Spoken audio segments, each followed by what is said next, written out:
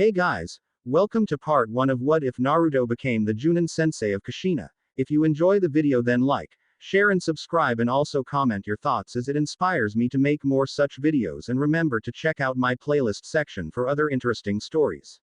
So let's get started. Naruto sighed, standing in front of the thriving village of Uzu-Nin, the moonlight streaming down on his unmoving form.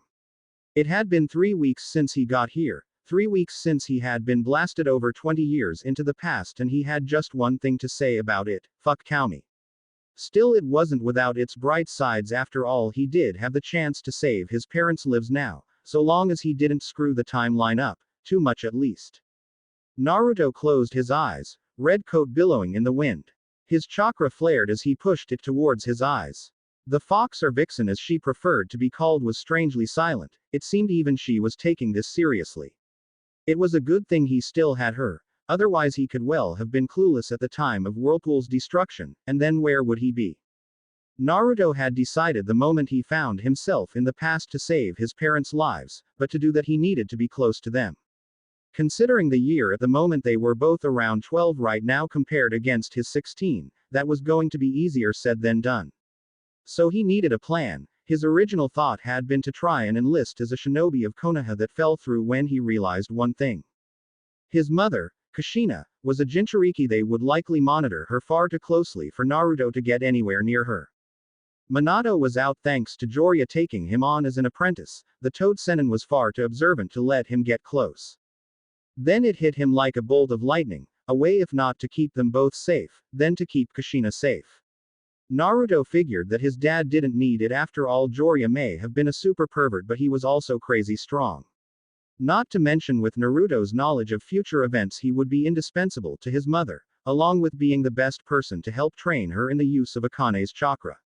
So his plan was to become her Jonin sensei. Just one small itty-bitty problem. No way in hell was Konoha going to let him, no matter how strong he was, be her sensei. At this point in time they did not know him. He was an unknown factor, a wild card. No one was dumb enough to let someone like that near a Jinchuriki. So he needed credentials as well as a way to solidify himself as a friend. Akane had come up with the answer. Save Uzu from destruction. The act would make the Uzumaki clan indebted to him and solidify the fact he was in fact a friend to both Uzu and the Hidden Leaf. Fortunately, the amount of ninja sent to attack Uzu was small in number. Unsurprising really, as the village only numbered around 500 shinobi all told. If the figures that Akane remembered were right, then Iwa only sent around 1500 troops. He could fight that many. Naruto's eyes snapped open as he concentrated on the shoreline, his eyes glowing a vibrant purple as he activated his Rinnegan, the legendary Dujutsu, glowing ominously in the night. They would be coming any minute now. Naruto clenched and unclenched his hands. He saw them, hundreds of small figures sprinting across the water. Naruto smiled and held 2 fingers up in front of his face. His smile turned sadistic as he copied one of the most disgusting, if ingenious, men he had ever had the misfortune to meet. You know, boys, art is a blast, Katsu. The exploding tags under the water went off. The explosions tore off the invaders' body parts and mangled their limbs. Red began to pollute the pure blue sea. Naruto couldn't help but smile at the devastation his attack caused. The village of Uzu would not fall this day. Its destruction would not cause his Ka-san pain like it did in his own timeline. Even though Kushina wasn't his mother and she didn't know who he was, Naruto still felt like he should defend Uzu. Though he would be lying if he didn't admit that he had more than a passing personal motive here. After all, he never really had a home in Konoha. His ancestral home of Uzu had been destroyed before he had been born. Part of him was defending Uzu simply so the him that would be born later would have a home, even if he failed to save his parents. Naruto extended his arms. He could hear the sounds of the Uzu shinobi closing in from behind him. He needed to end this, and fast. Shinra Tensei. Naruto commanded, sending a wall of compressed gravity at the ninjas in front of him. The attackers' bodies were thrown backwards like rag dolls, his attack smashing them through the trees on the shoreline, breaking bones and killing most of the attacking ninja instantly. Most if not all of the survivors of his attack had ended in the water unconscious. It would lead to them drowning. Naruto could hear the Uzu shinobi getting closer. By the looks of things, he had very few enemies left alive on the battlefield. He raised his arms again, pushing even more chakra into his arms, bending and compressing the gravity in front of his hands. Shinra Tensei. The blonde declared, launching the wave of gravity again. It shredded through the remaining Iwa forces, and Naruto smiled as he felt the Uzu shinobi behind him. Turning around, the blonde smiled at the man behind him. Sorry to ask, he said lightly. But would you mind catching me? He said before falling over in a dead faint. The Uzu shinobi that caught him chuckled. He was not quite sure if the man was a friend or a foe, but given what he had just done to their attackers, he would make sure that the Uzukage would hear him out. XXX. Naruto groaned as he woke up. His headache was killing him. The blonde looked up, his blue eyes saw a white ceiling. He breathed in the smell of antiseptic. Naruto sighed. He could already see where this was going, but he looked at the bed. Standard hospital issue. Naruto sighed. Even after being displaced in time, it seemed he still hated being in hospital. As such, he did the one thing that made any sense at the time. Fuck me. He groaned, allowing his head to fall back onto the pillow. Naruto heard the distinctive sound of wood scraping on tile and looked to the door. Anbu, or whatever the Whirlpool Village's version of them was, walked through the door, with handcuffs. Naruto groaned again as he saw them. Fuck me, sideways. Naruto amazingly enough actually did allow himself to be handcuffed, before being hauled in front of the man who called himself the Uzukage. Though Naruto did suspect that being called that was more a nickname or form of respect than anything else, after all only the 5 great countries leading shinobi had right to the title of Kage. The man was tall, slightly over 2 meters, and was dressed in battle armor, reminiscent of the Shodaime and Nadaime Hokages. He also had violet, blue eyes, something Naruto had always found rather exotic even on his mother. The man sat down before him, a stern look on his face, as if evaluating Naruto's worth. So why don't you tell me why you decided to help my village and we can work from there? The man proposed, not bothering to give his name. Naruto sighed. Oh boy, this was going to be a headache. The next few hours were spent with Naruto explaining to the man who called himself Uzukage what he had done in the battle. He also managed to convince him to undo the chakra restrictions on him in order to show the man his Rinnegan. Fortunately, it also allowed him to slip a hypnotic suggestion into the man's head using the genjutsu of Uchiha Shisui Kotoamatsukami lit. Distinguished Heavenly Gods. The suggestion being that he be rewarded with a few requests for his services to Uzu. Requests that the Uzukage would do his best to honor. It was one of the times that Naruto was glad to be in Uzumaki. Kotoamatsukami would normally only be usable once every 10 years. However, with a body like his with DNA similar to the Senju clan, Naruto could cut down that time to once a month. The Uzukage smiled at the young man in front of him. Well then, let me thank you behalf of Uzu for saving our village. I will be putting in a request for additional support to Konoha. Naruto smiled at that. It was just the opening he needed. Now then, I can't just let such a good deed go unrewarded. I can grant you almost anything, bar being Uzukage. The man laughed. Naruto just smiled a little more. Asking for something like that would just be egotistical, though he was sure it had happened. Naruto bowed his head to the Uzukage. Uzukage-sama, I have only one request I would like granted. Naruto asked, trying to sound as humble as possible. I would like to be the Jonin sensei of Uzumaki Kushina when she starts her ninja career. The Uzukage's eyes narrowed, before he cocked his head to the side and smiled. Naruto almost smirked. It seemed Kotoamatsukami was doing its job. Well, you would need to be a ninja of either Konoha or Uzu for that, but it is easily solved. Narukami Naruto, I hereby instate you as a Jonin-level ninja of Uzugakure no Sato. The Uzukage smiled, before unleashing a wave of killer intent. Though if anything, and I mean anything, happens to my daughter Kushina, I will have your head. Do you understand me? Naruto nodded vigorously. The man in front of him was his grandfather. It was taking everything he had not to cry in happiness and hug the man, his family, and the man would never even know. Naruto smiled at the Uzukage. So then when do I leave for Konoha? Naruto asked. The Uzukage smiled. Really that eager to get started? The man laughed. As far as I know, the team placements are in 1 week. I will send a carrier pigeon in advance informing them of your impending arrival. More importantly, of my desire for you to be Kushina's sensei. However, there is a good chance that the bird could be killed before it reaches Konoha, so I'll give you a copy of the letter as well. Shouldn't take more than an hour. Naruto smiled at his grandfather. Okay then, I'll just hang around here till then. Oh, by the way, I never got your name. The Uzukage laughed, shaking his head from side to side. Oh, how rude of me. Call me Dat, Uzumaki Dat, Naruto-san. Naruto nodded in acceptance as the Uzukage walked from the room. Naruto stretched out his awareness and found he was alone. He smiled, bringing his hands up in a ram seal. Kai. Naruto activated the last part of the Kotoamatsukami he had implanted in his grandfather. The Genjutsu's final trap activated, destroying all memories of his Rinnegan. Naruto smiled. Sometimes it really was nice when everything went to plan. XXX. Naruto sighed. It was only 3 days to Konoha by foot. He had managed to stretch that to a week. No way in hell was he going to be able to put his Gigi under a Kotoamatsukami-induced illusion. Oh well, not everything in life was easy. A smile found its way to his face as the great gates of Konoha came into view. Naruto began to take stock of the village. The Third Ninja World War hadn't started, yet at least. In his own timeline or dimension, he really hadn't quite figured that part out yet. The destruction of Uzu had been the trigger for the beginning of the war. The longest of the 4 wars, spanning 12 years in total, including armistice and some backdoor Cold War politics. Hell, all up there was a grand total of around 2 years in armistice treaties and demobilization, probably why the war lasted as long as it did. Naruto shook his reminiscing of history off. He stopped to consider, is it really history? Well, from his perspective it was.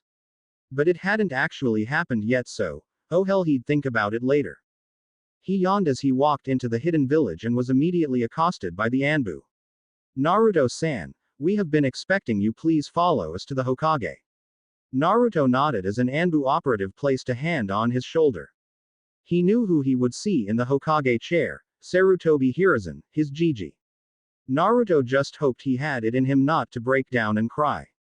The Anbu made the hand seal for the Shunshin and Naruto felt the world blur around him, before he was standing in the middle of a very familiar office. The man behind the desk was dressed in the traditional robes of the Hokage, brown hair and dark eyes, though Naruto did note he was still smoking his ever-present pipe.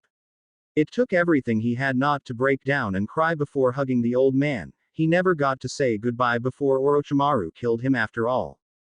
Sarutobi Hiruzen studied his newest ninja carefully. Dat had spoken highly of the man despite his young age. Now he could see why. The man was perfectly balanced, every angle ready to be attacked or defended from. You couldn't copy that. Holding your body like that only came from a lifetime of life and death battles. The young man looked no older than his mid to late teens. What kind of life had he lived for him to be able to hold a battle-ready stance subconsciously at all times? Before anything else, I would like to ask, did you have a good trip to Konoha, Naruto-san? He inquired politely. He didn't trust the teen completely despite Dat's message, but there was nothing wrong with being polite. I did, Hokage-sama. I must say that Hai no Kuni is a lovely country this time of year. Naruto replied just as politely. Hiruzen smiled in acceptance of Naruto's statement before frowning at the young, but obviously well-trained shinobi. Now then, why do you want to train Uzumaki Kushina? Naruto sighed. This is going to be a long day, he lamented internally. XXX. Kushina was almost bouncing off the walls as she walked down the hall of the academy. She was a rather pretty girl with long red hair and a rounded face. Violet blue eyes shining with life added to her allure. It was today she couldn't believe it. Today she would become a genin, and likely beat up the dumbasses that called her tomato one last time. She wondered who her Jonin sensei would be. Would she be paired with Makoto-chan? Kushina hoped so. She and the young Uchiha worked well together. Kushina wasn't really one for ninjutsu, preferring tai and kenjutsu to that particular branch of the ninja arts. But her chakra chains more than made up for her lack of ninjutsu and would allow her to hold an enemy down as Makoto fried them with a Kaiden jutsu. Kushina made a mental note to learn some basic wind ninjutsu to complement her friend. Giddy with excitement, the redhead threw the door open, a million-watt smile plastered over her face. Seeing her excitement mirrored on her friend's face only heightened her desire for her career as a genin to begin. Then she felt it, a chill that sent her almost into convolutions with its malicious and murderous intent.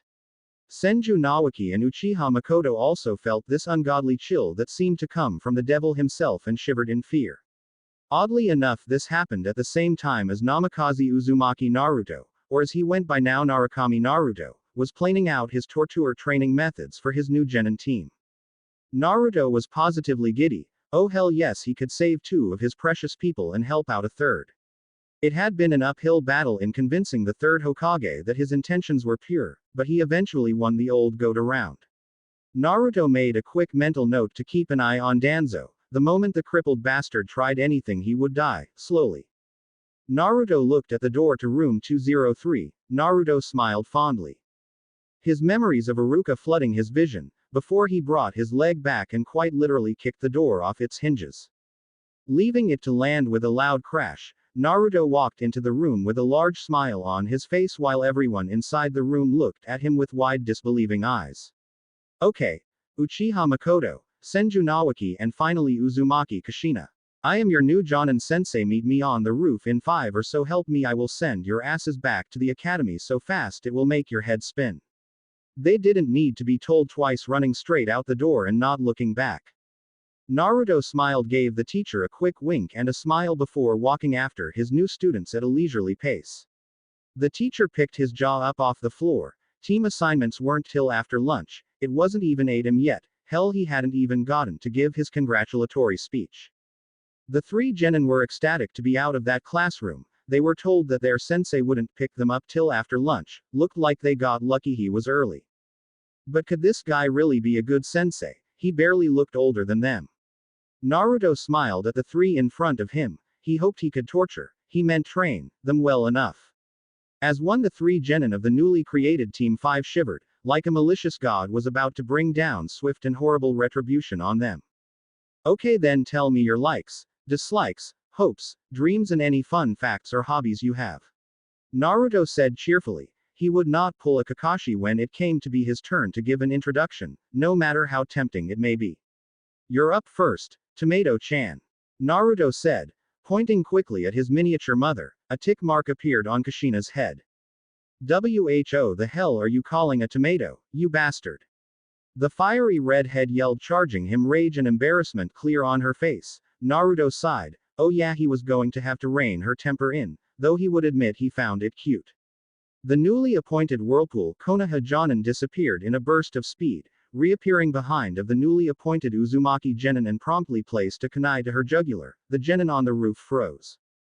Naruto dug the kunai into Kushina's pale white skin a little, not enough to draw blood but enough to make his point.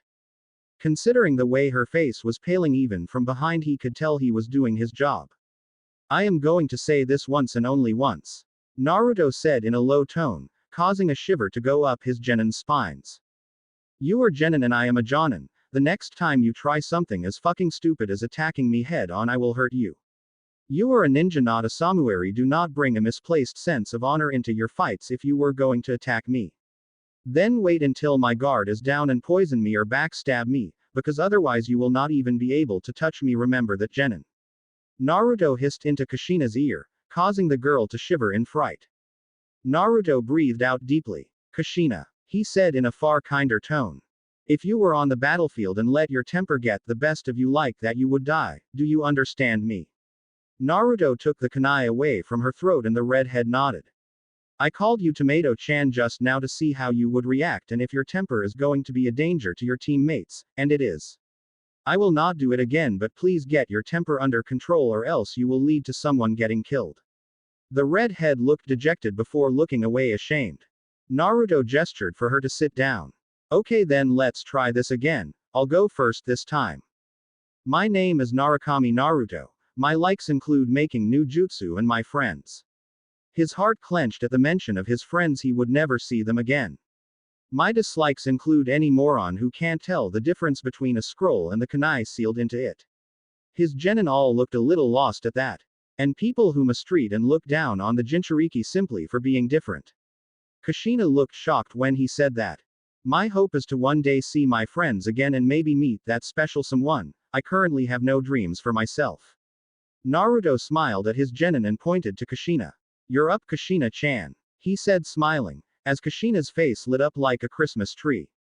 My name is Uzumaki Kushina. My likes are Makoto-chan, Uzugakure, Fuinjutsu and the food of the gods ramen.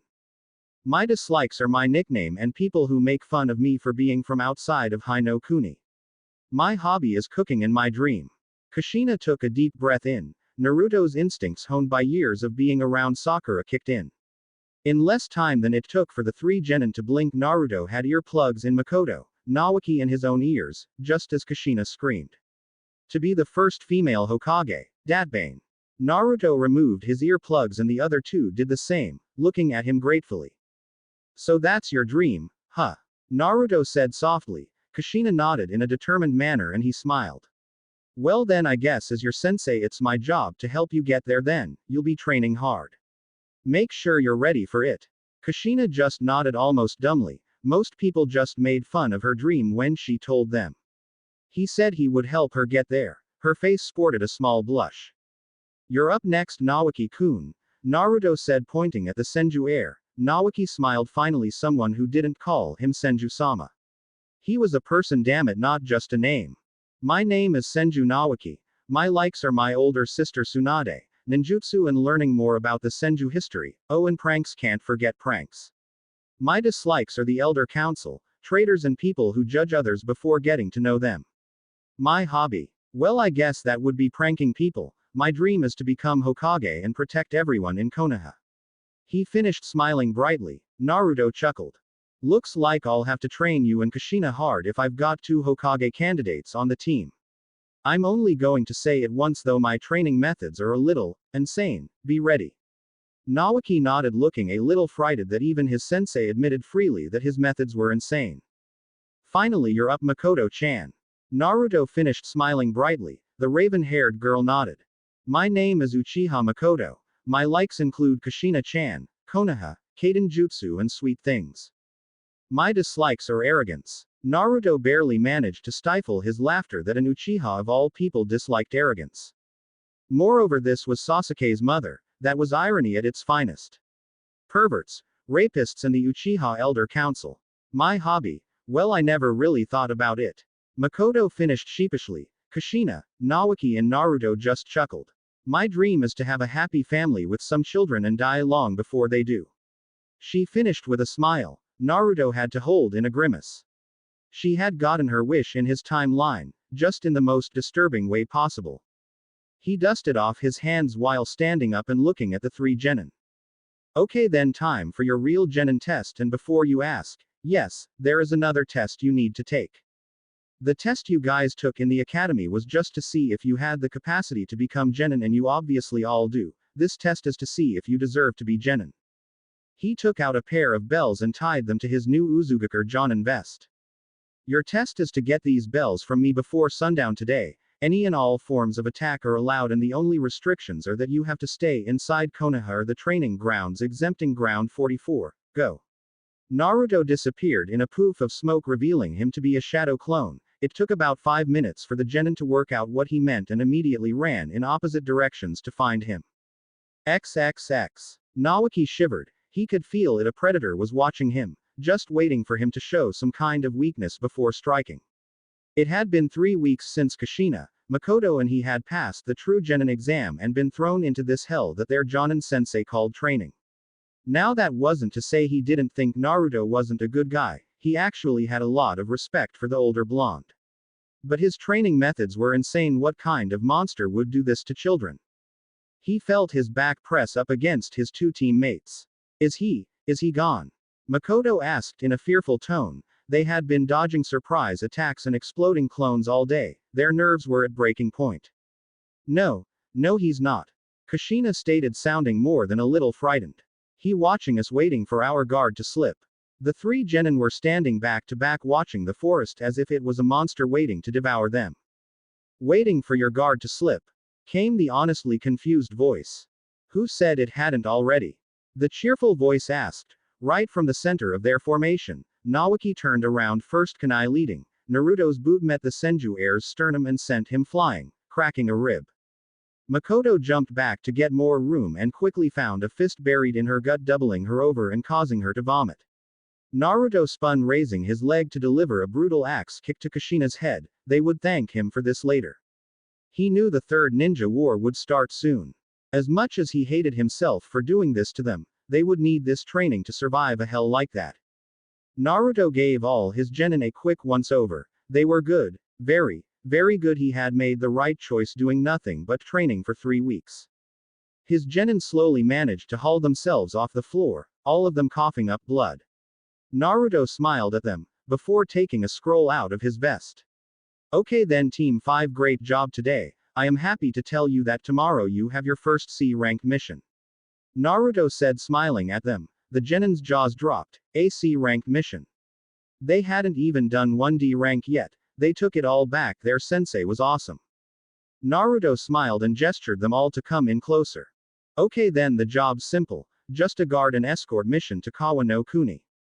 Shouldn't take more than a week. Pack well and make sure you take at least enough equipment for a B rank or a rank if you can afford it, no harm in being careful.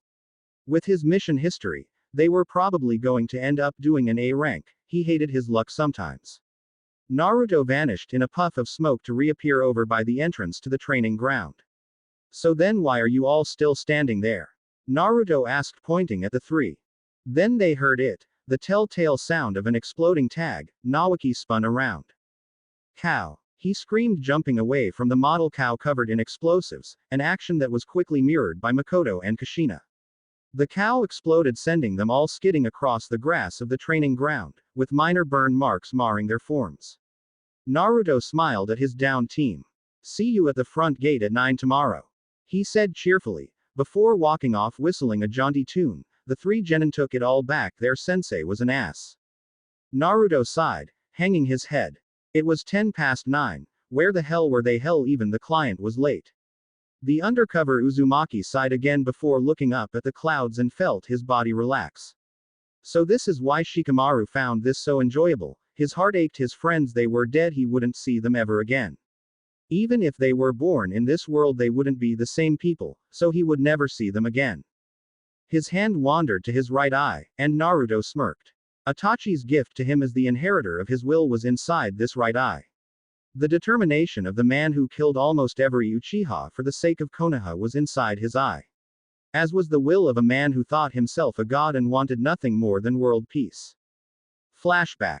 Bansho Tenin. The resurrected corpse of Nagato spoke out, drawing Naruto irresistibly towards the now controlled Edo Tensei zombie. Nagato reached back his and plunged his fingers into Naruto's right eye, before tearing it out. Blood splattered over the ground and marred Nagato's face as Naruto screamed in pain. His world was filled with pain, his eye was gone, his eye, oh god. Naruto choked down a scream of pain. He wasn't out of the fight yet, he still had Kyuubi's chakra cloak. He lifted his leg and slammed it into Nagato's sternum. His chakra cloak was immediately ripped off, leaving his leg bare. Damn it, he'd forgotten about that stupid ability. B came down from above, aiming to slash off Nagato's arm. The Rouge Uzumaki didn't even bat an eyelash.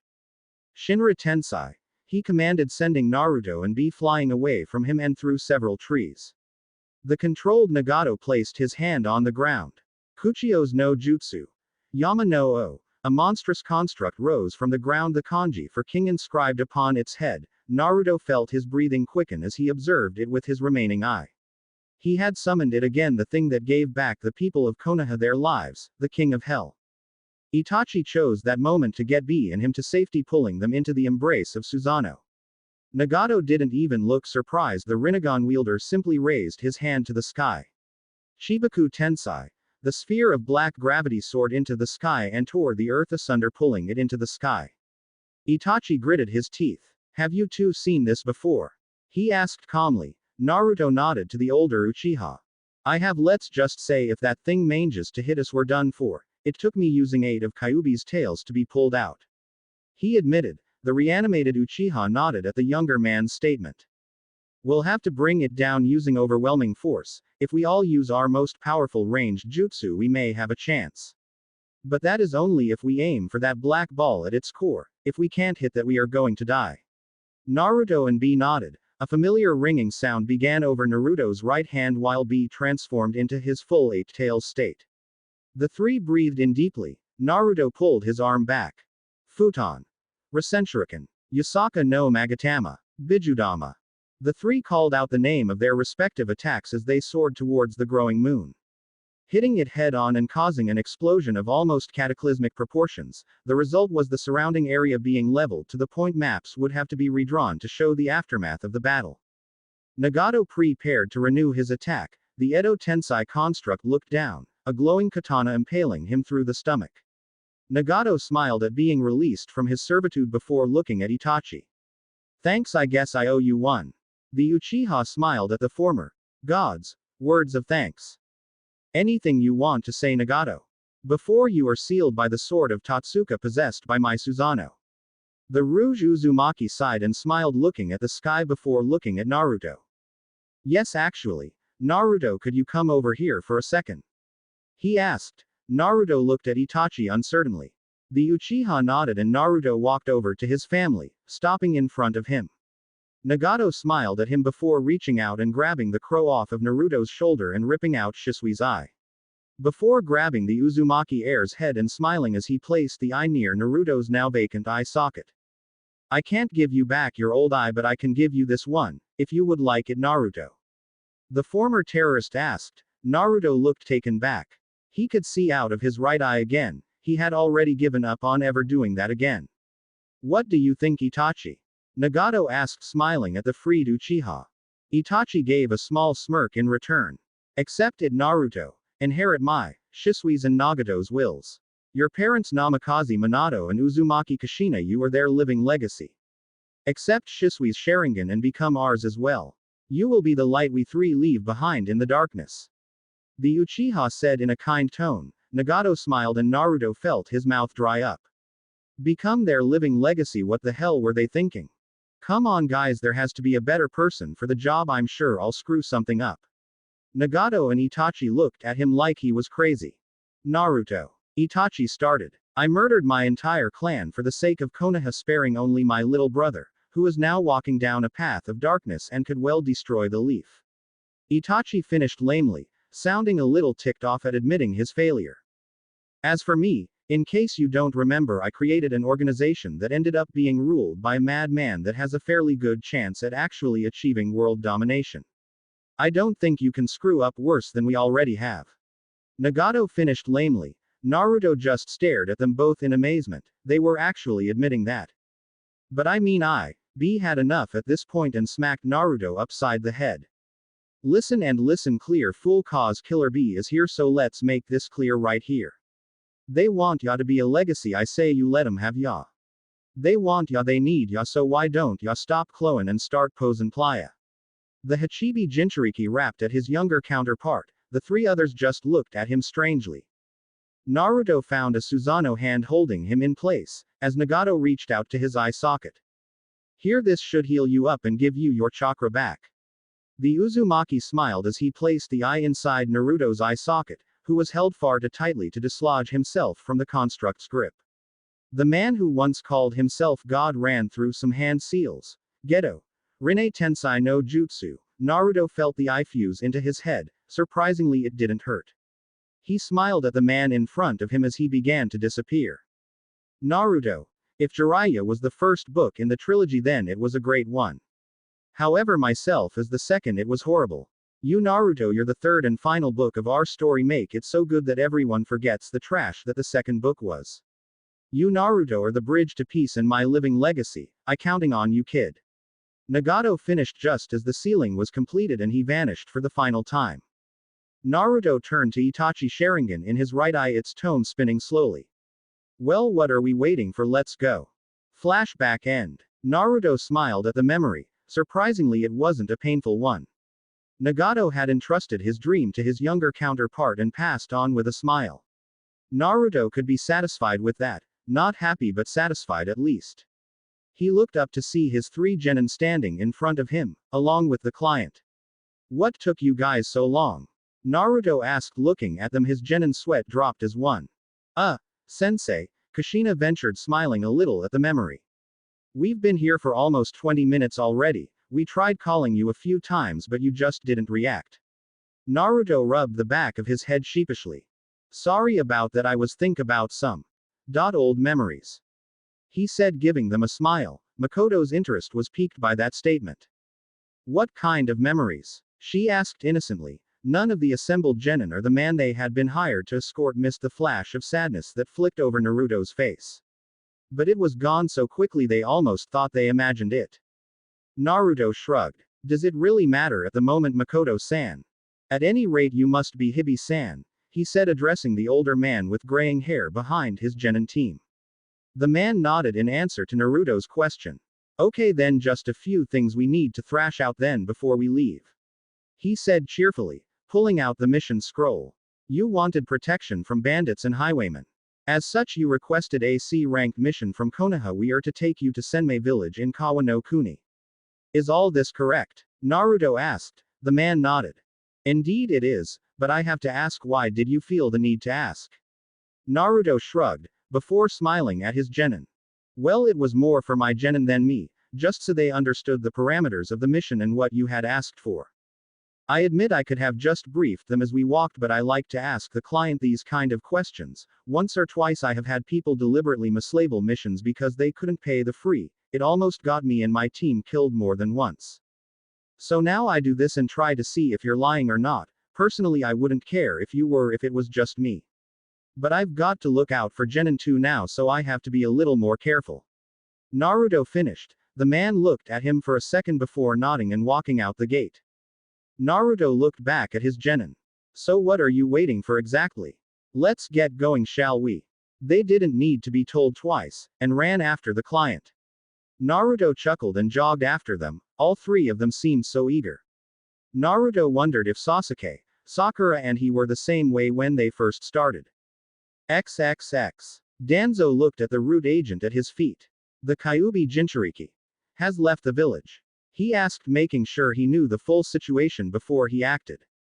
The route agent nodded. Hi Danzo-sama, the Jinchuriki was spotted leaving the village at 9:30 this morning, in the company of Uchiha Makoto and Senju Nawaki, the Jinchuriki's teammates, as well as their Jonin instructor and Uzugakure shinobi called Narukami Naruto. Danzo looked intrigued at that piece of news. Sarutobi is letting an outsider train our weapon, he asked the man bowing before him. The man nodded. Hi Danzo-sama, to make matters worse we cannot find anything about this man. He was instated as an Uzumaki Jonin only a week before he arrived to be the Jinchuriki's sensei. Before that there are no records of this individual, nor any records of why he would be trusted with such a high priority mission. The agent finished. Danzo sat back on his chair deep in thought. Send a seal master, or at least as close as we have after the Jinchuriki's team. Tell them to keep their distance and ambush them on the way back to Konoha. The Senju heir shows no signs of being able to use the Mokuden. He is expendable. The third daughter of the Uchiha clan head and the Jinchuriki are to be captured and subdued, ready for emotional conditioning. Their Jonin sensei is to be killed. A random element like that is far too dangerous to be left alone, he commanded. The agent bowed. Of course Danzo-sama, we will be the roots that hold up the great tree, the agent said, bowing to his master.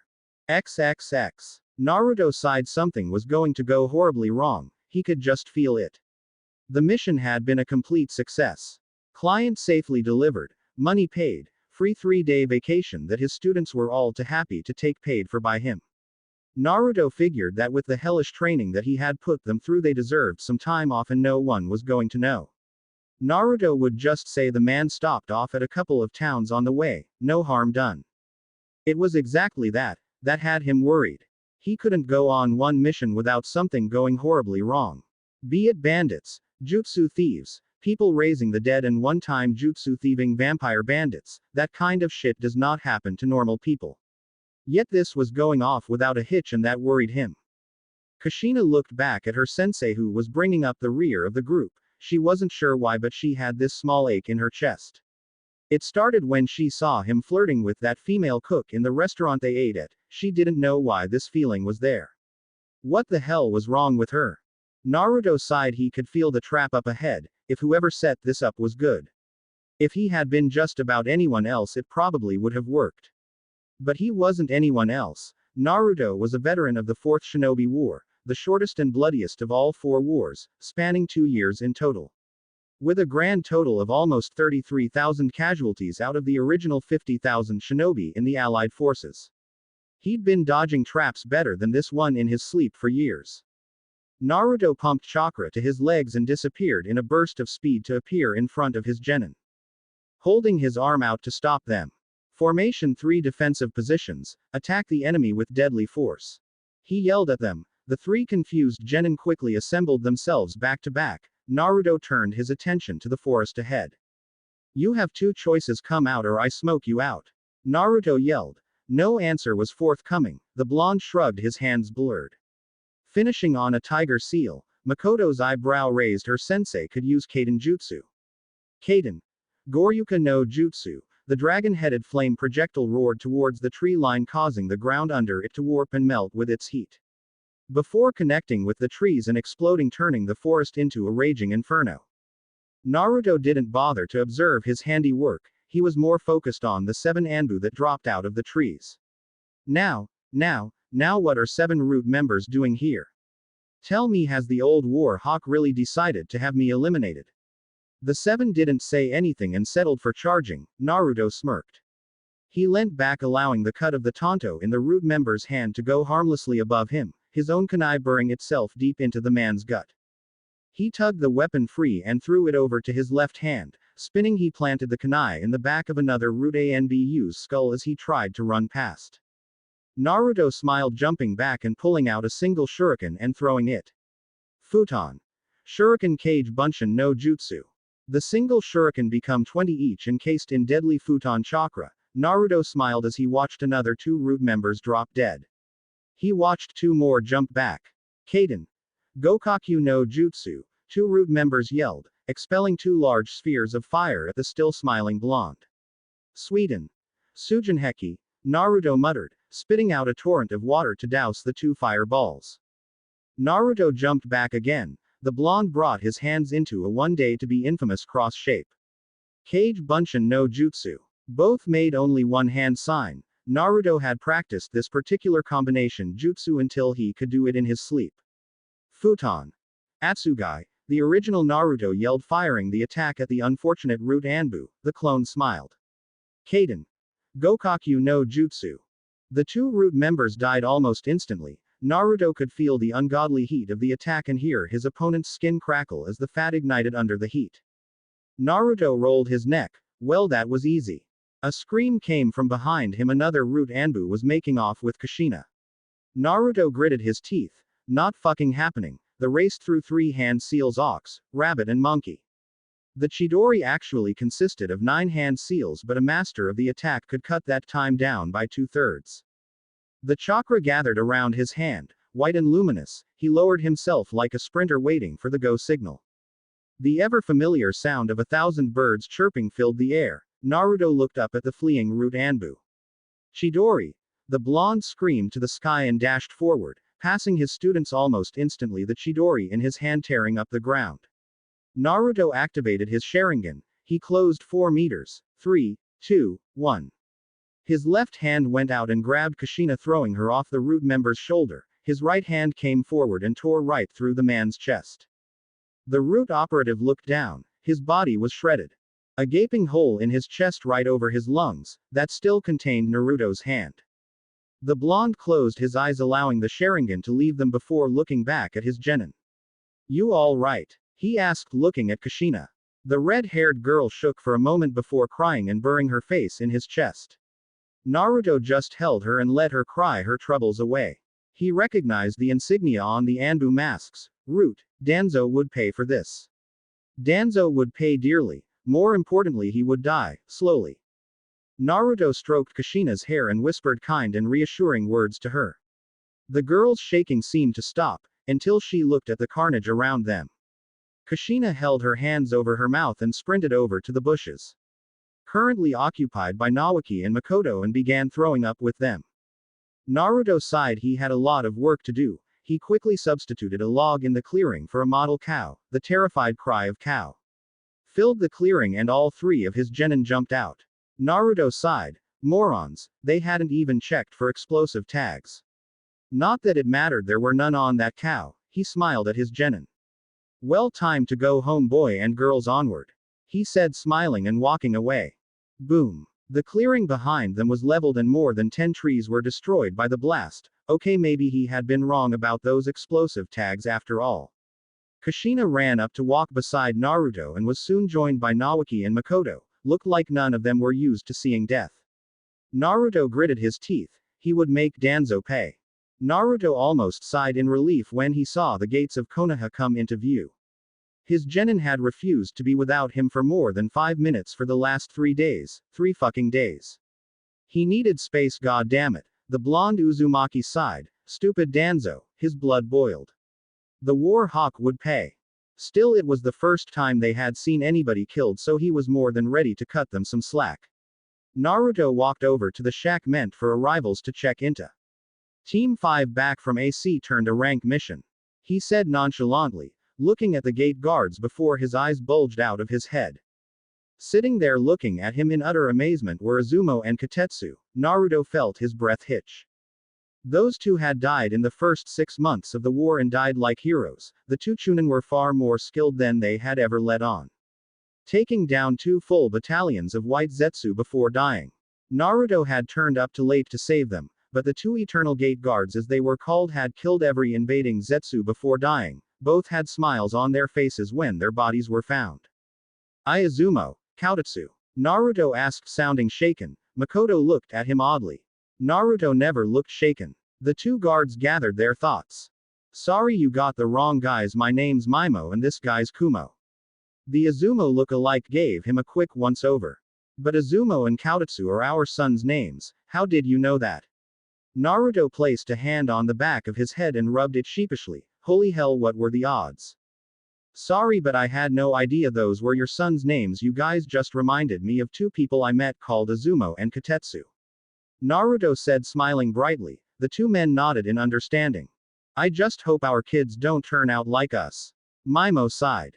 Got that right, they call the 2 of us the Eternal Gate Guards. Kumo lamented before sighing as well. Naruto couldn't help it, he burst out laughing.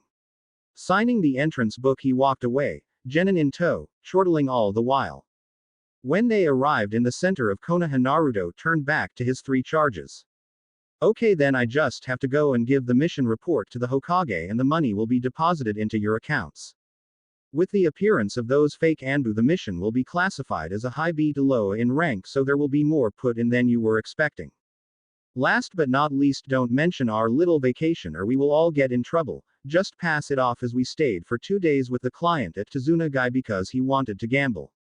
Most if not all should buy that excuse, and those that don't will probably find it too much trouble to get truth out of you. Dismissed. Naruto finished smiling at his genin. Naoki and Makoto nodded and walked off, though they still looked uncertain about leaving. Kushina, he noted, stayed behind for some reason. Something you need, Kushina? Naruto asked his miniature mother, student. The redhead nodded, a small blush on her face. Could I come with you? She asked in a small voice. Naruto considered it for a second. On one hand, this could get ugly quickly. On the other, Naoki and Makoto had family to help them get used to things like seeing people killed and killing others. Kushina had no one, at least not in Konoha. She would probably feel better being near someone she knew. Naruto scratched the back of his head. Oh hell, why not? Fine. It's hopefully going to be boring though. He advised the redhead. That's fine. Naruto nodded and gestured for her to follow. But sensei, what happens if it's not boring? Kushina asked in an innocent tone. Naruto smirked. Well then, I guess things will be very, very interesting then, won't they? The redhead nodded, not quite understanding. Before walking after the blonde Jonin as he made his way to the tower. Naruto gave the Hokage's secretary a lazy wave. Yo, Jonin Narukami Naruto, here to report a successful mission. Is the old monkey in for me to see? Naruto asked as politely as he could. The secretary's eyes widened and Kushina's mouth dropped open. What kind of person call the Hokage an old monkey? Sorry, Naruto-san, but he is in a meeting with the joint councils right now. The secretary replied, still not quite over the way he referred to the Hokage. Naruto's smile turned sadistic and Kushina shivered. She knew that smile. The same one was on his face before he started throwing model cows covered in explosives at them. When he had that smile on, things never ended well. Is Shimura Danzo in this meeting? Naruto inquired. The secretary nodded and Naruto gave her a flirtatious grin, before taking her hand and kissing it. "Thank you for that wonderful news, Tenshi-san," he said, smiling coyly at the secretary who seemed to be enjoying the treatment. Kushina felt a small pang of pain in her heart. Naruto quickly righted himself, smiling at the secretary. "What room, if you please, Tenshi-san?" "Our room 74. Straight up the steps and fourth door on your left on the third floor." Naruto nodded to the woman and walked up the steps, Kushina following closely behind. He sighed, looking at the door to the meeting room before taking out a storage scroll and smiling. Naruto turned to Kushina, his previously cheerful expression gone. "Kushina, if anything happens, stay behind me, okay?" He doubted it would, but this was Danzo he was about to piss off. Naruto was not taking chances. The Uzumaki heiress nodded, a slightly worried expression on her face. Naruto turned around, looked at the door for a second before shrugging. Then pulled his leg back and kicked the door off its hinges. Kushina's jaw made close acquaintance with the floor. Who the hell did things like that? XXX. The door crashed through the room, embedding itself in the wall opposite. The Hokage stared at the doorway, currently housing a very angry-looking Narukami Naruto. All his time spent with the young man, the blonde had always been laughing and joking, but now his face and more importantly his eyes looked as cold as ice. Naruto stalked into the room, an Anbu operative charged, his sword aiming for Naruto's neck. The blonde had a kunai out and coated in futon chakra before anyone could blink. Severing the sword near the guard, while spinning before planting his elbow in the Anbu's face, shattering his mask, the man went down hard. The second operative dropped from behind, Naruto's leg hooked up, catching the dull edge of the ninjutsu with his heel. The pushing it off onto a different angle and clotheslining the unfortunate Anbu, the Anbu met the floor with such force his head actually cracked the concrete. The blonde Uzumaki continued his walk forward like nothing had ever happened, pulling out a scroll and throwing it in front of the Hokage. "Sarutobi-san, you have exactly 10 seconds to tell me why my team was attacked by Konoha Anbu." The Hokage looked at him strangely. "What do you mean, Naruto-san?" The blonde looked angry. "When my team was returning from their mission to Kawa no Kuni, we were attacked by 7 men wearing Anbu masks, carrying the emblem of Konoha. Along with the insignia for root or nay on their masks, I killed the attackers, but I cannot overlook the threat that these men posed to my students. So tell me why an organization attached to Konoha attacked my students, or so help me I will bring this tower down around your ears." Naruto hissed the last part out. He was angry at Danzo beyond all belief right now. But he couldn't go straight for the old war hawk until he had more than circumstantial evidence, so he would settle for making his life harder. The old Sarutobi looked at the blonde, counsel forgotten. This had Danzo written all over it, though he did doubt that he would ever actually be able to prove that. "Do you have any proof of this, Naruto-san?" The blonde nodded, pointing to the scroll in front of the Hokage. "Inside that contains the masks of 5 of the 7 operatives. I destroyed 2 of them with an attack and a sample of their blood, so you can run a cross-reference for it. Now tell me why my team was attacked by Konoha Shinobi Sarutobi." Naruto yelled the last word at the aging leader, who took it stoically. It was well within the young man's rights to be more than a little angry after all. "Naruto-san, I do not know anything about this, however I can and will look into it. As route was supposedly shut down on my orders, of that I can assure you." Naruto gave a brief nod, before sighing and bowing to the Hokage. "I am sorry for interrupting your council meeting, Sarutobi-sama, but I take threats to my students very seriously." Naruto sighed and looked back up at the old man before smiling and turning to walk out.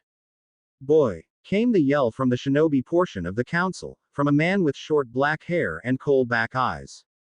"Yes?" Naruto asked, sounding clearly annoyed. The man bristled with indignation. "I am the head of the Uchiha clan, you will show me respect." The man snapped at him. Naruto gave him a sarcastic grin in return. Did you say something?" "Sorry, but you can have respect when you earn it." He drawled back, getting a warm feeling in his chest while feeling incredibly lazy. He knew this feeling. Kakashi was proud of him for some reason or another. The Uchiha clan head looked like he was about to blow a gasket at Naruto's remark. "You little bastard, an Uchiha was supposed to teach your squad, did you know that? You should not be teaching my daughter or the heiress of the Uzumaki." It is a travesty for any but an Uchiha to teach another Uchiha. Naruto had enough of the man's rant and threw a kunai at the screaming Uchiha, who couldn't move quite fast enough and ended up with a cut cheek. Listen and listen closely because I will not repeat myself. I do not care who you are or where you're from or what bitch birthed you Uchiha. Naruto snarled at the clan leader. The entire room, stunned at the blonde's outburst, stayed silent. If you have a fucking problem with me, then you sure as hell better be able to back it the fuck up. Naruto picked the Uchiha clan head up by the shirt and slammed him against the wall. The entire council was gaping at him. No one had ever done something like this before. Naruto let the Uchiha clan head go and turned to walk out, gesturing to a stunned Kushina. So I had better be able to back it up, huh? Came the voice from behind him. Naruto turned to see the Uchiha clan head staring at him with barely restrained hatred. An untested boy like you having an Uchiha and the heiress to the Uzumaki on your squad is a travesty. I challenge you for that right. Naruto looked at the Uchiha for a second, before snapping his neck to each side. So what are the terms?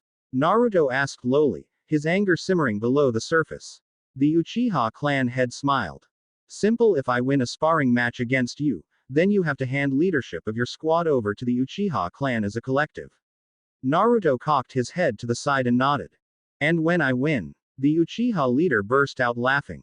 You won't win, boy, but if by some miracle you do, then I will grant you one request that the Uchiha clan as a whole has to honor. Naruto smiled. Oh yes, that would be more than handy. Well then, if you don't mind, I will make my prize known now. The Uchiha nodded dismissively. If I win, then I want all of the Uchiha clan's collective knowledge of Kaden-jutsu, in such a form that it can be read without the use of a Sharingan. The council looked floored at his deceleration. The clan leaders had their eyes bulging out of their heads at the gift he wanted from the Uchiha clan. Those scrolls contain Uchiha-only jutsu. I cannot just allow you to have them. The Uchiha clan head growled out. True, Naruto admitted, before smirking. However, in case like this where it's the result of a bet or a challenge like you have just presented me with, those rules are waived and I would be able to make full use of those techniques, even if they were supposed to be restricted to the Uchiha clan. Naruto finished smugly, his smile becoming bloodthirsty. The Uchiha clan head snarled at the blonde. Fine, I agree to your terms.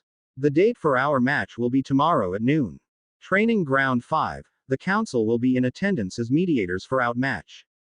Naruto nodded, smiling before walking out of the room, Kushina trailing behind. Hiruzen sighed. Now he had to replace that door. Why him? XXX. Sensei, was that really a good idea? Kushina asked, sounding worried. Naruto smiled down at the red head. Sure, it was Kushi-chan. Always a good idea to take a bet you won't lose. Naruto said proudly, missing the blush on Kushina's face at his way of calling her the Uchiha. And there is nothing like your friend Makoto. He's just someone who over-relies on their Kekkei Genkai to win their fights, rather than using it as a trump card like you're supposed to. Naruto muttered the last bit. Sensei, with the way you're talking, it sounds like you have a Kekkei Genkai. Kushina said, laughing. Naruto thought about it for a second. That's because I do. Naruto admitted, sighing. Kushina looked up at him in slight amazement. But when you fought those Anbu in the office or the ones that attacked us, I didn't see you use anything that looked like a Kekkei Genkai. Naruto smiled at her, before ruffling Kushina's hair. I did use it in that fight outside the village. I just made sure that you guys didn't see it. But for the most part, one try not to. My Kekkei Genkai is a trump card to get me out of really bad situations. Not, as most people who have won would tell you, the first solution to any problem. Naruto admitted, rubbing the back of his head in a sheepish manner. At any rate, do you feel okay now? Kushina looked down. She wasn't okay, not yet. But she could cope, of that she was sure. I'll be fine, Sensei. The Uzumaki heiress assured him. Naruto smiled at her. Tell Naoki and Makoto to be at Training Ground 5 at noon tomorrow. Okay, I think it should be okay for you guys to sit in on this fight. Kushina nodded and turned away, before stopping and turning back. Sensei, what Kekkei Genkai do you have? Kushina asked, sounding a little apprehensive. Naruto didn't answer, instead opting to just turn around, and Kushina came face to face with two fully mature Sharingan eyes. XXX. Kushina was almost bouncing off the walls. In fact, Naruto was quite sure that if training ground 5 had any walls, she would have been. Naruto sighed. The bastard was already 10 minutes late. He remembered Sasuke's stunt at the Chunin exams, typical fucking Uchiha. The assembled council was starting to look a little annoyed. Well, at least that was something. For once, Naruto wasn't the only person pissed off with the Uchiha. Naruto took a brief look at his students. Naoki looked bored. Kushina exited and Makoto nervous. For him or for her father, he wasn't sure. Naruto threw a look over his shoulder and whistled. It seemed like the whole of the Uchiha clan had turned out for this little fight. Okay, that was an exaggeration, but there were at least 100 of them, Naruto sighed. Glad you could finally join us, Uchiha-san. Naruto called out, smiling at the look of anger on the Uchiha clan head's face at the informal address. You will show me respect, boy. Clan head yelled out. Naruto sighed. Like I said before, respect is earned, not given. Oh, by the way, I never got your name. Naruto said, yawning. The man puffed out his chest. Uchiha Koken. Clan head of the Uchiha. The man took a taijutsu stance and Naruto yawned. Well then, are we all ready? Naruto asked, sliding into his own stance. The current Hyuga clan head walked into the space between them. Uchiha Koken versus Narukami Naruto, Hajime. He swung his arm up, jumping backwards. The man got the feeling he did not want to be in the middle of this. Naruto blurred forward as the Uchiha activated his Sharingan. Naruto's fist came forward and was pushed away. A leg came at his abdomen. Naruto swept it out of the way, jumping to deliver an axe kick to the clan head. He saw the Kwani position to stab him and changed his attack, letting the sole of his foot land on Koken's arm and pushing off into a jump. Naruto twisted in mid-air and threw a shuriken at the Uchiha, one coated in futon chakra. The Uchiha leaned back and allowed the attack to pass over his head, smirking right up until Naruto buried his foot in the man's stomach, sending him flying. The entire exchange took less than 10 seconds. The Uchiha flipped himself in mid-air, before blurring through hand seals. Kaden. Gokaku no Jutsu. Naruto smirked and slammed his hands together. Ninpo Kekai. Tengai Hojin. The barrier sprang up, holding back the flames. Naruto wanted to end this quickly. Oh, Koken was good, he would give the man that, but Naruto was an S-rank shinobi. Koken was a low to mid-A rank. There was a reason most S-rank shinobis didn't work together. It was because you actually had to be an S-class to fight an S-class. You were that strong, you didn't need to work as a team. Naruto decided to end it. The Uchiha clan head charged forward. Naruto smirked, chakra gathering in his hand. He pushed it faster and faster, making it more condensed, more concentrated, until he was holding the heart of a storm in his hand. Koken lashed out with a fist. Naruto caught the offending limb and dragged the man in closer, slamming the spinning orb of chakra into his gut. Rasengan. The attack ripped through the clan head's clothes and skin, before pulverizing his bones and shattering most of his rib cage.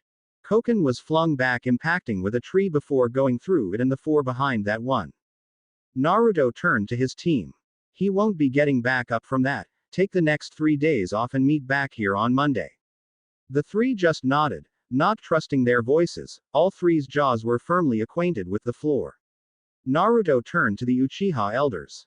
I'll expect my winnings in 3 days. Naruto said pointedly, before walking off, leaving a stunned crowd. Naruto walked back to Konoha at a lazy pace, whistling all the way. Naruto let his body sway backwards as Makoto's kick flew over him. The blonde reached up, grabbing the leg, before pivoting and throwing the black-haired girl at Naoki. The Senju heir's eyes went wide as he saw the Uchiha flying towards him. He abandoned the hand seals he had been making and got ready to catch the girl. Makoto hit the Senju with close to bone-shattering force, sending both of them flying. Naruto felt the ground under him rumble and jumped, deliberately leaving his arms hanging low. A pair of chains erupted from the earth, snaking around his outstretched limbs. The blonde smiled as he spotted Kushina, who was smirking at him triumphantly. I got you, Sensei. The redhead declared. Naruto sported a smirk of his own and Kushina's blood ran cold. You know, Kushi-chan, there is a difference between catching someone and me allowing you to catch me.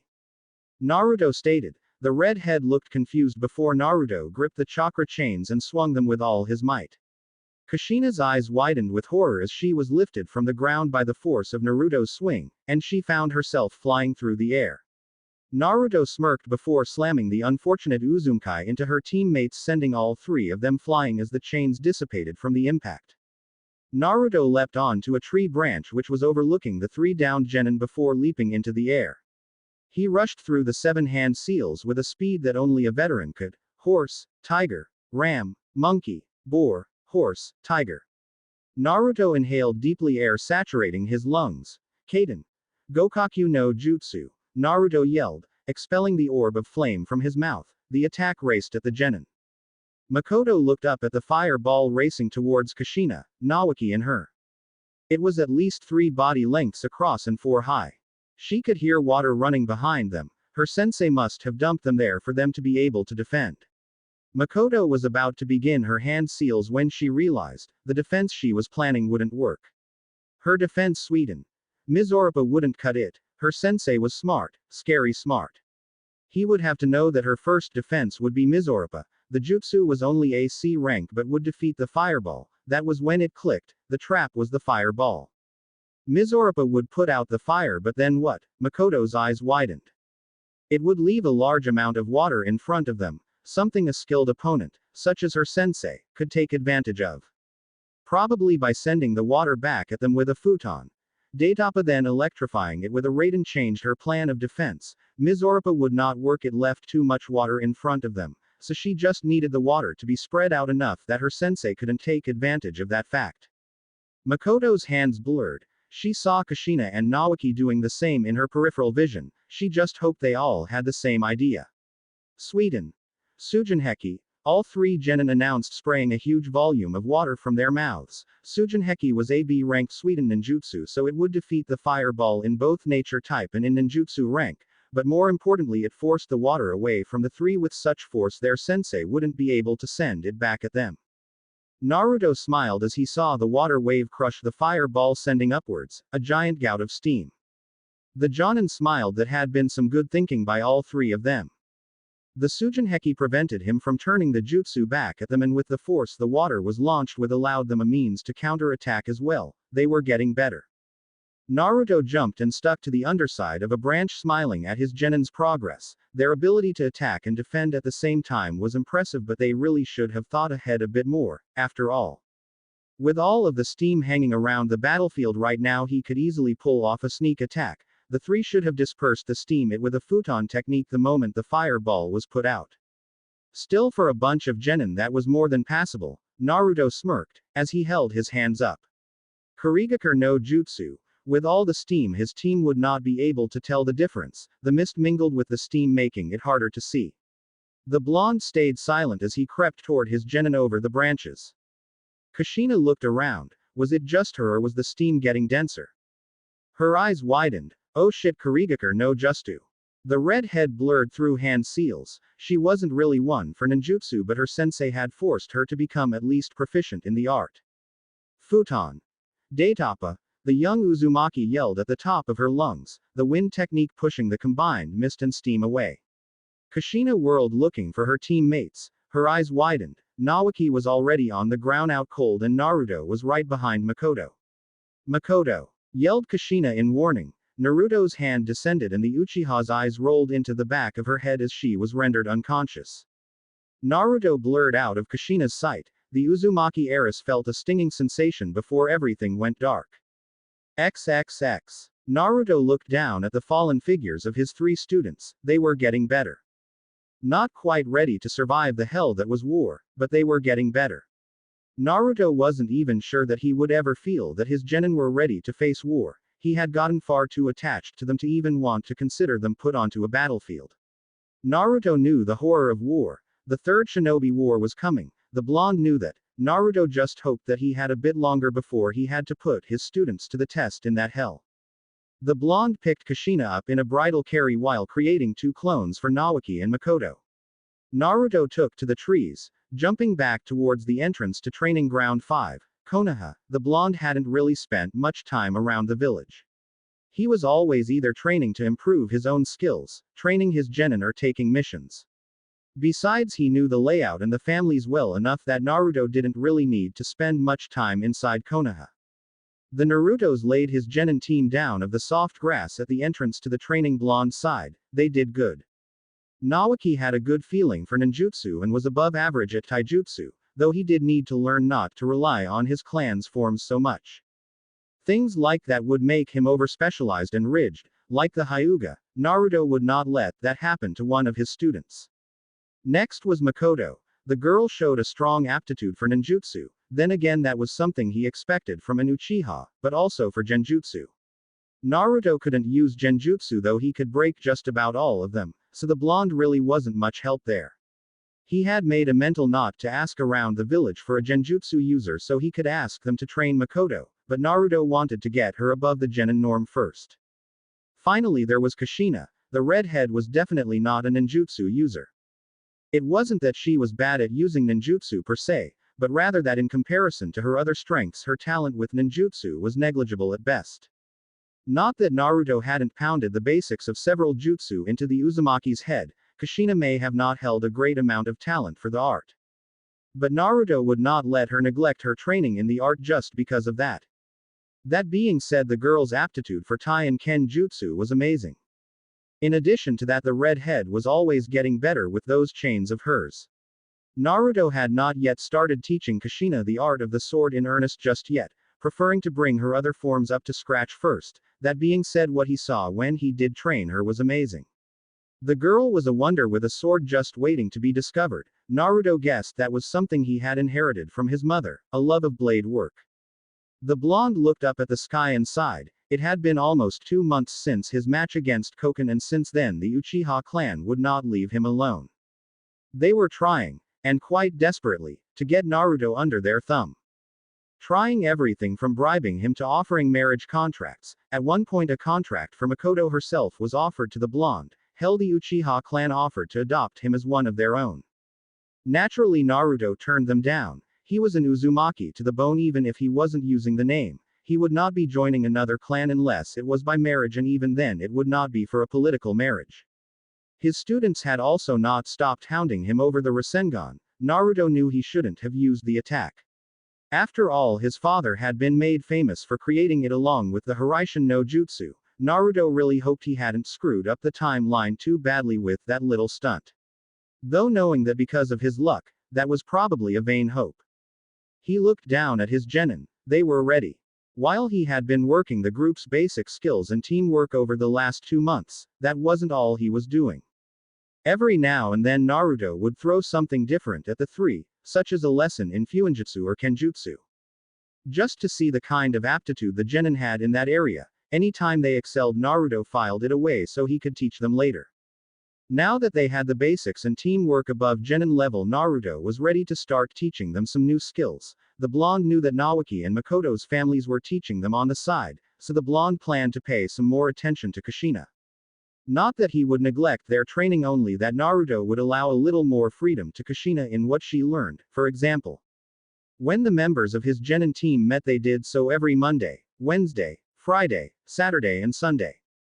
The other 2 days they had off. Naruto knew for a fact that Makoto and Naoki's families trained them in their family arts on these days. Naruto would extend the same offer to Kushina.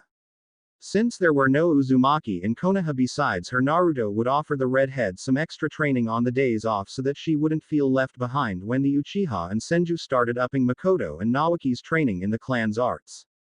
Something that Naruto suspected they would do soon, as the two were starting to show a lot of growth as ninja and as people.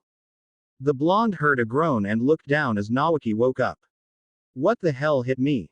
the Senju heir asked blearily. Naruto smiled. The Senju reminded him a lot of himself when he was younger. He had reflected on that in private once. He suspected it was that resemblance that had gotten Tsunade to come back to Konoha. "That would be me, Naoki-kun," Naruto said, smiling down at the brown-haired boy, who looked at Naruto for a second before sighing. "Knocked us unconscious again, eh, sensei?" the Senju said with a small chuckle. This was how all their spars ended after all. Rather than try to beat the blonde, the three genin used it as a test to see how long they could survive for. Naruto nodded at the genin's statement, before smiling at his young charge. "You guys did really well. 2 months ago you couldn't last more than 10 minutes against me at that level, now you're up to 45. Naruto said, prizing the Senju heir and his teammates, who were still unconscious. Naoki blushed slightly under the blonde's praise. Naruto always gave praise where it was due, but never when it wasn't earned. Ah, but we still can't beat you now, can we, sensei? Naoki replied, smiling at the blonde. Naruto shrugged and gave a mischievous grin in return. I wouldn't be much of a Jonin if I couldn't take down 3 genin, Naoki-kun, clan heirs or not. Naruto pointed out. The Senju cocked his head to the side for a second before nodding. The blonde had a good point. Su thought about teaching us that Rasengan yet? Naoki asked innocently. Naruto chuckled. Before bopping the Senju on the head lightly, after displaying the attack, all 3 of them had wanted to learn it. Hell, he had other Jonin coming and asking if they could trade some of their own jutsu in exchange for learning it. Hell, the Hyuga had offered him marriage contract. Naturally, Naruto turned them all down and went to Sarutobi and had the jutsu registered as a personal jutsu so that anyone caught copying it would be dealt with severely, not that Naruto was too worried about someone figuring out the Rasengan. The attack was just shape manipulation taken to its highest possible level after all, making it all but impossible to copy unless you already knew its inner workings, something Naruto was in no hurry to share. But something he was worried about: some people making bastardized versions of the attack, which was something the blonde would not tolerate. Not yet, Naoki-kun, maybe one day. But sensei, that's what you always tell me. The Senju pouted as his attempt to gain the awesome jutsu failed miserably, just like all Kushina, Makoto and his previous attempts did. Naruto sighed and laid back on the grass, sighing. Those 3 had come a long way. Hell, they had even completed another 12 C rank missions, no D ranks. He had to go through that hell himself and would not make his genin do so, though the temptation to see the looks of despair on their faces as they found out they had to clean kennels for the Inuzuka, or some such, was oh so tempting. He saw a hawk flying above and was instantly on alert. The bird let out 3 harsh cries and flew away. Naruto stood up and looked at Naoki. Naoki-kun, please tell Kushina and Makoto they can go home when they wake up. I have something I have to take care of. Naruto said, walking off. Did it have something to do with that hawk? Naoki asked, wondering if it was some kind of signal. Naruto snorted, but on the inside he praised his student for his sharp intellect. Hell no. Naruto deadpanned to Naoki, before smiling with a perverse grin on his face. Today is the day the new Ika Ika comes out. Naruto stated, drooling, before disappearing in a shunshin, not hearing Naoki's grumble about stupid pervy senseis. XXX. The blonde reappeared inside the Hokage Tower lobby, his face in a pure business expression as he walked towards the Sandame's office. The door was opened by an Anbu. Naruto nodded his thanks. The Anbu dipped his head in return. It was nice to see someone at least acknowledge that he had done something. Most just ignored the Anbu when they did things like that. Naruto walked inside, seeing the other Jonin present. He did note Hatake Tsukumo, Tsunade Senju and Jiraiya. 3 legends in one place. Naruto made a mental note to keep a close eye on Tsukumo once Kakashi was born. He would make sure his white-haired sensei kept his father this time around. The Sandame scanned the room. Almost all his Jonin were here. His eyes fell on Naruto. The boy really was an enigma. That technique he used, the Rasengan, was incredible, and he cared for his students before anything else. Yet he never walked around Konoha or got to know its people, but seemed to care for the village. But how could the young man care if he didn't know the people? The Sandame shook his head to clear it of his thoughts. He needed to focus right now. Hiruzen looked around the room again. Yes, all of the Jonin senseis were here. He could start his announcement. The others it didn't really affect. They could be told later. Thank you for coming, Hiruzen stated, his eyes surveying the room again. As you all may know, in 6 months the biannual Chunin exams will be held in Konoha. Naruto's mind shut down. What the hell was going on? The Chunin exams weren't put into practice until after the Third Shinobi War. Naruto knew that as fact. Jiraiya had at least pounded some basic history into his head. He would need to consult with Akane about this. This changed everything. If his knowledge of the timeline was this far out, who knows what else had been changed. The Sandame continued, and Naruto shook his thoughts off and paid attention. I would like the Jonin senseis of all teams to come forward and please state if you will or will not be nominating your teams. Naruto, Jiraiya, Tsunade and several others stepped forward. Naruto ignored the first three but started paying attention again when he saw Tsunade step forward. I Senju Tsunade Jonin of Konoha do hereby nominate Uchiha Tayaki, Junichi Amy and Khan of Team 4 for the Chunin exams as their Jonin sensei. Tsunade said confidently before stepping back in line. Naruto wondered why Tsunade had an Uchiha as a student. After what Koken had said, he honestly didn't think that he would let anyone but an Uchiha train his clan members. Then again, Tsunade was a member of the Densetsu no Sanin. Proud bastard probably made an exception and allowed her the honor of teaching an Uchiha or some such. Naruto sighed and stepped forward, feeling all eyes on him.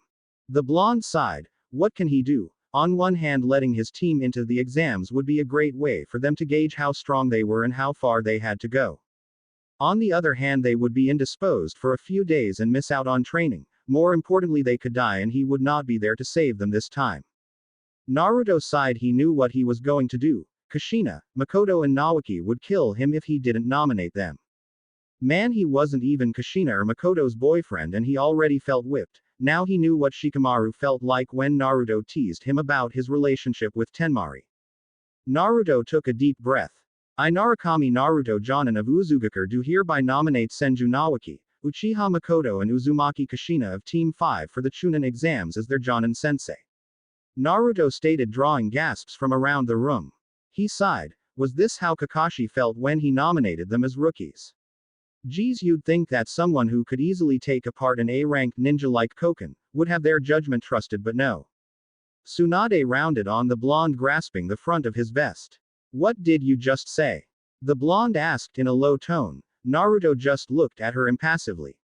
I said I nominate my team for the Chunin exams, Senju-san. Do you have a problem with that?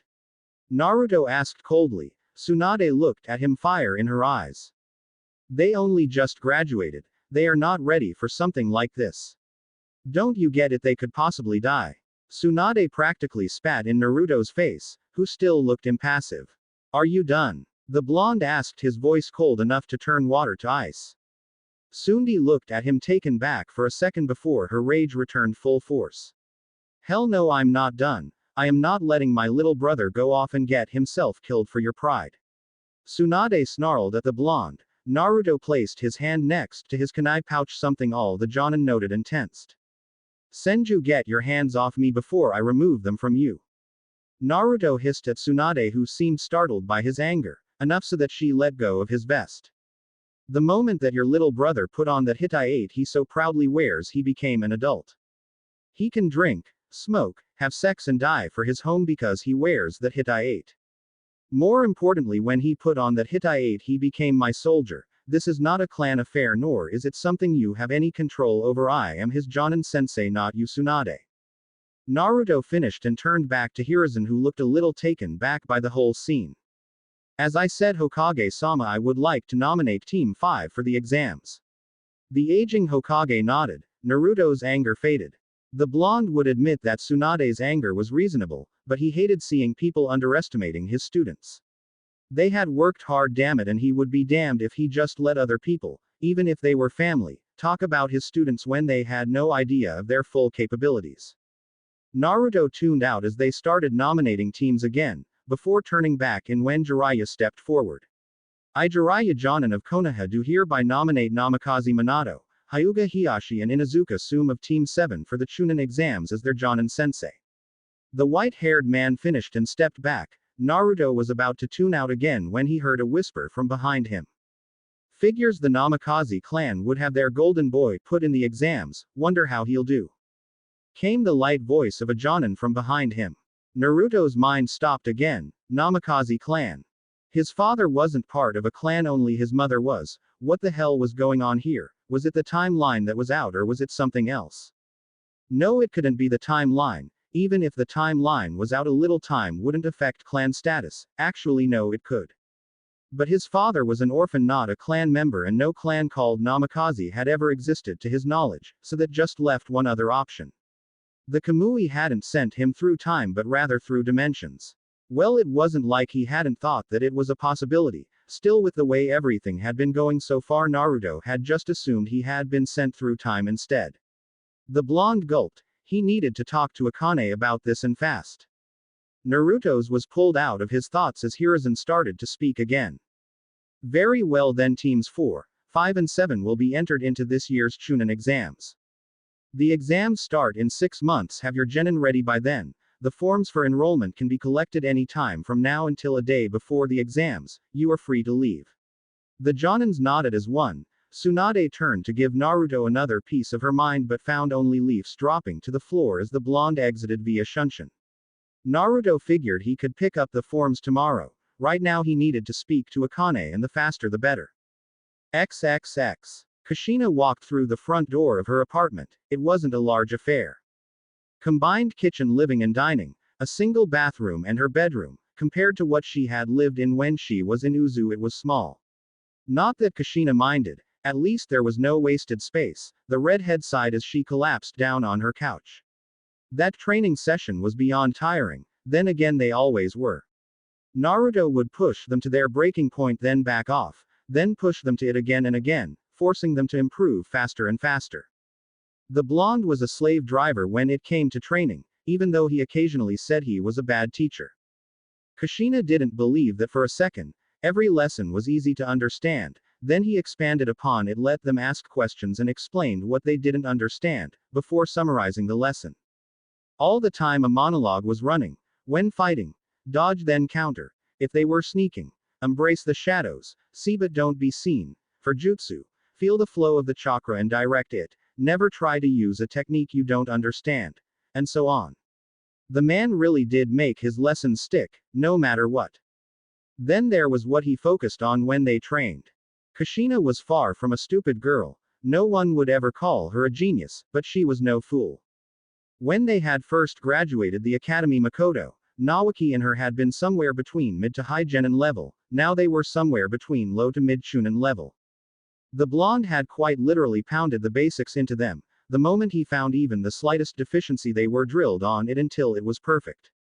Be the problem in strategy, battlefield tactics, ninjutsu, genjutsu, taijutsu, kenjutsu, hell even fuinjutsu or assassination were drilled until their basics were perfect. But for all his training, Kushina had to ask one question about Naruto: why? None of the other genin teams were training even half as hard as they were. Sure, she could just put that down to him being a training maniac, but it felt like something more. Kushina had always trusted her instincts, and right now they were telling her there was more to her. Hell, the entire team's training the Naruto was letting on. Her musing was broken by a knock on the door, dragging her exhausted body to the door. She flung it open. This had better be good, or else someone was going to be in pain. Kushina's eyes widened in shock when the blonde, whom her thoughts had just been on, stood there with a serious look on his face. "Hi Sensei. What can I do for you?" Kushina asked nervously. She felt a blush creep up her face. Damn these hormones. Naruto looked distracted as he looked at his student. "Good afternoon, Kushina. Tomorrow's rest day has been cancelled. Please meet me at training ground 5 at 6 am tomorrow." Kushina nodded and Naruto smiled down at the girl. "Make sure to take care of yourself and eat well before you arrive tomorrow. It's going to be a big day." Kushina nodded again. "Thanks, Sensei," the redhead said as brightly as she could in such an exhausted state. "I'll see you tomorrow then, but I have to ask what the emergency is." Naruto just chuckled. "You'll find out when you get there," the blonde stated cryptically, before turning to walk away. "You have a nice night, Kushi-chan," Naruto said, walking away towards the stairs and to his apartment on the level above this one. "See y'all later, Sensei," the Uzumaki called out to the retreating back of the blonde, who just waved over his shoulder. Naruto heard the door close and felt a little bit of nostalgia as he climbed the stairs to his apartment. It seemed even when he was a child his mother had been closer to him than he thought. After all, the apartment that Kushina was living in now was the same one that the third had given Naruto when the orphanage tried to throw him out. XXX. Naruto sat in the center of his apartment, eyes closed in the lotus position, his breathing slow and controlled. He focused on the feeling deep inside him and allowed himself to be drawn in. He felt his consciousness slipping away to somewhere else. The blonde opened his eyes, the warm noonday sun warming his body. Naruto sighed. The area inside his mind was dense woodland. The warm sun overhead and a clear lake nearby. The blonde walked forward towards the small cottage at the center of the clearing. Sure, he could have made it someplace different, but Akane had told him she actually preferred not being in her gigantic demon fox form. So she got a cottage in the middle of a clearing instead. Naruto knocked on the door. Sure, he could just walk in, but he kind of wanted to live. The door swung open, revealing a rather sleepy-looking red head. Long and unruly hair that reached her lower back and was ruffled by her just getting out of bed, red eyes with no slit, pale skin, a tribal tattoo that stretched from her left ankle to right shoulder, marking everything in between with a flowing and interlocking web of ink.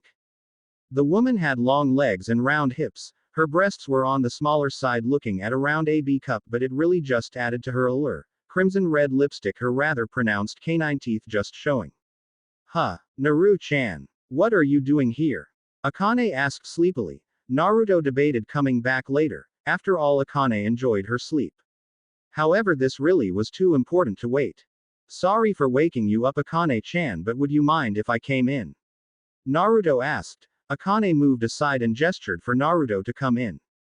That's fine, Naru-chan. I'll put on some tea. Naruto just nodded. Akane had been very abrasive when they first met, but after 17 years together they eventually managed to work something out. Akane came back a few minutes later holding a teacup and setting it down in front of the blonde Uzumaki. So Naru-chan, what did you need? Akane asked, still looking like she wanted to go back to bed. Naruto sipped the tea for a second before sighing. He told her everything, from the fact they were probably in a different dimension to that he was no longer sure how accurate their information was anymore. The demoness slowly looked more and more awake as Naruto explained. If that was because she was waking up or the subject matter was so important it made her wake up, Naruto couldn't tell. The demoness looked at him for a few minutes after he finished. We need to plan our next move, Akane said seriously. Naruto leaned back into the chair he was sitting on. I'm all ears. XXX. Naruto dropped in front of his Jonin team, the three of him looking up at him curiously. First things first, I've entered you in the Chunin exams, Naruto stated. The three Jonin just looked at him for about a second before Naruto was glomped by a red blur and a black blur. Kushina and Makoto thanking him repeatedly while Naoki just grinned like a madman. After spending the next 5 minutes prying his team off him, Naruto looked at each of them for a second. This means naturally that I will be picking up your training as well. The three looked at him in horror when he said that. Naruto didn't even bother to acknowledge them and instead brought out 3 pieces of paper from his pouch. Do any of you know what these are? Naruto questioned, getting blank looks from his genin in return. This is chakra paper. I'm going to have you guys channel your chakra into it to find out what your elemental affinity is. If it burns, it's fire, crumbles earth, crinkles lightning, gets wet water, or splits, then it's wind. Naruto finished his impromptu lecture and handed out the paper. Giving the first one to Naoki, the Senju channeled his chakra into the paper and promptly yelped and dropped it as it burst into flames. Naruto smiled, a fire type, which was good. Naruto was better at both wind and lightning, but fire came in as a close third. He handed the second piece to Makoto, who sighed. All Uchiha were fire types after all, and those who weren't were an embarrassment to the clan. She channeled her chakra and felt her mouth go dry. The paper crinkled. She was not attuned to fire but lightning. No, this could not be happening. Makoto started to hyperventilate. Kushina shook her friend back into the world of the living. Makoto, what's wrong? Kushina asked, concerned. Makoto got her breathing back under control. Sensei, could I please have another piece of paper, please? Naruto nodded and handed her another. Makoto channeled her chakra again. The paper crinkled. Tears began gathering in the Uchiha's eyes. Naruto wiped them away, causing the girl to look up at her sensei, who looked down at her with something approaching sorrow in his eyes. What's wrong, Makoto-chan? Naruto asked, concerned for his student. The girl started to tear up. I'm attuned to lighting, the girl said simply. Naruto still couldn't see the problem. The Uchiha are fire users. To be otherwise is an embarrassment to the clan. Makoto repeated the words that had been told to her by her tutors. Naruto shook her a little and forced the girl to look at him, and Naruto smiled down at her. Well, if you think you're an embarrassment to the clan, I'm a wind user, Naruto said in a joking tone. Makoto looked affronted.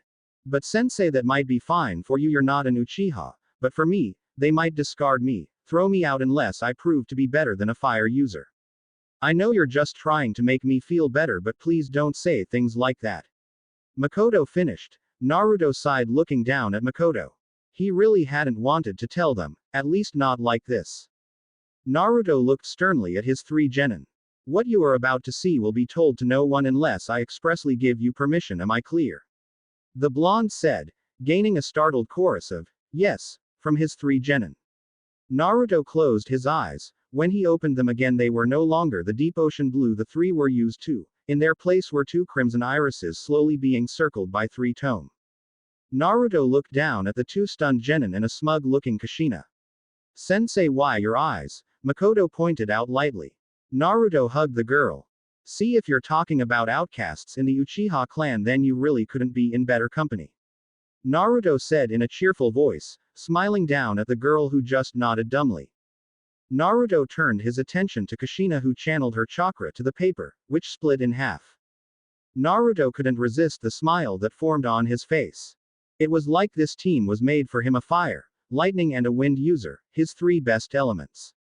Now then, we are having a training session today. It's about 6:30 now and our training session will last until 1700, understand?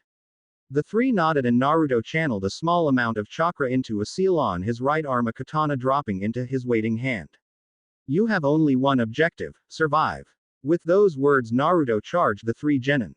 That's it for this part. If you enjoyed it, then like, share and subscribe for the next video, as it's going to be more interesting, and also check out my other playlists. Hope you would like them too.